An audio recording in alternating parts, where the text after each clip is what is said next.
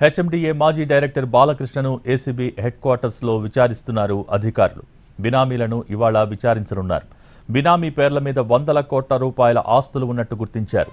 రంగారెడ్డి, హైదరాబాద్, మేడ్చల్, సంగారెడ్డి, మెదక్ జిల్లాలోని భూములకు అనుమతులు ఇచ్చే సమయంలో అక్రమాలకు పాల్పడ్డట్టు ఆరోపణలు ఉన్నాయి. హెచ్ఎండిఏ జోన్లో ఉన్న భూములకు నిబంధనలను సాకుగా చూపించి కోట్ల రూపాయలకు అవినీతికి పాల్పడ్డట్టు అంచనా వేస్తున్నారు అధికారులు. బాలకృష్ణకు ఏకంగా 400 కోట్ల రూపాయల ఆస్తులు ఉన్నట్టు తేలటంతో కంగుతిన్నారు ఏసీబీ అధికారులు.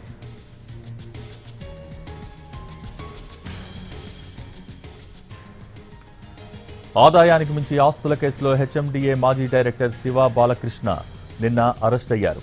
ఇవాళ కోర్టులో హాజరుపరచనున్నారు.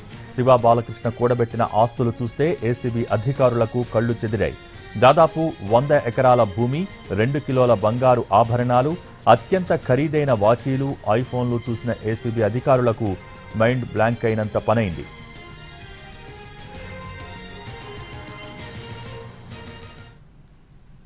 భారీగా ఆస్తులు, నగలు, డబ్బు కూడబెట్టాడు హెచ్ఎండిఏ మాజీ డైరెక్టర్ శివ బాలకృష్ణ. ఏకకాలంలో శివ బాలకృష్ణ, అతని బంధుమిత్రుల ఇళ్లు, ఆఫీసుల్లోనూ తనిఖీలు చేసిన ఏసీబీ టీం కీలక డాక్యుమెంట్లు, బ్యాంకు ఖాతాలను పరిశీలించారు. ఆస్తుల పత్రాలతో పాటు భారీగా డబ్బు, నగలను సీజ్ చేశారు. మార్కెట్ విలువ ప్రకారం వీటి విలువ 300 కోట్ల రూపాయల నుంచి 400 కోట్ల రూపాయలు ఉంటుందని అంచనా.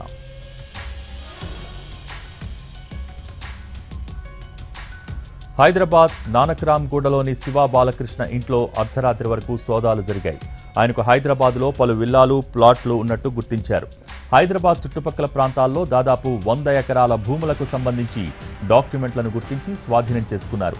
కొడకండ్లలో 17 ఎకరాలు, కల్వకుర్తిలో 26, యాదాద్రిలో 23, జనగామలో 24 ఎకరాల భూములకు సంబంధించిన దస్తావేజులు బినామీ పేర్లతో ఉన్నట్టు గుర్తించారు ఏసీబీ అధికారులు.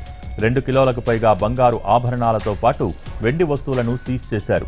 ఇక శివ బాలకృష్ణ ఇంట్లో అత్యంత ఖరీదైన వాచీలు 80కి పైగా ఉన్నట్టు గుర్తించారు.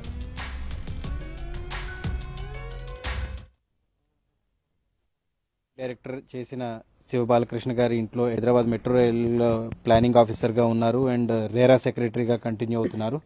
వారి ఇంట్లో సర్చెస్ చేయడం జరిగింది. ఆల్మోస్ట్ 17 ప్లేసెస్లో సర్చెస్ చేయడం జరిగింది.